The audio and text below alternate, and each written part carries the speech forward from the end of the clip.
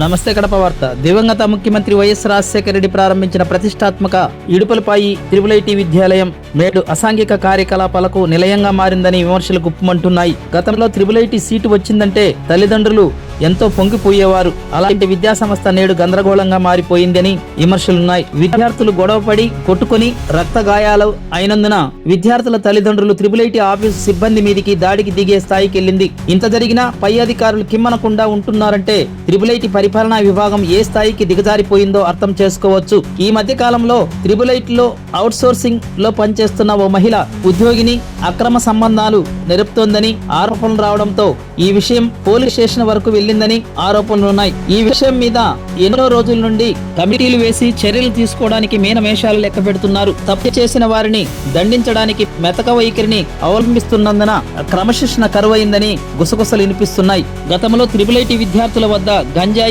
సిగరెట్లు దొరకడంతో అప్పుడు కలకలం రేగింది. ప్రభుత్వం నుండి వచ్చే నిధుల విషయంలో దుర్వినియోగం జరిగిందని ఆరోపణలు బలంగా వినపడుతున్నాయి.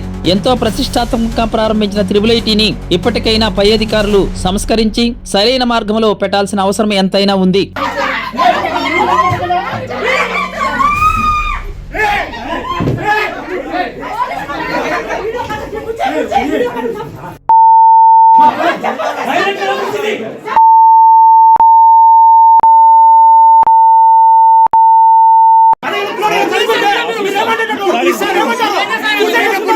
చూడండి, ఇది ఆఫీస్ సార్.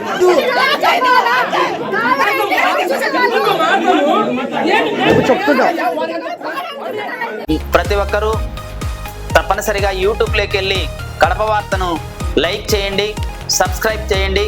ఇట్లు మీ జి రమణయ్య, ఎడిటర్, కడప వార్త.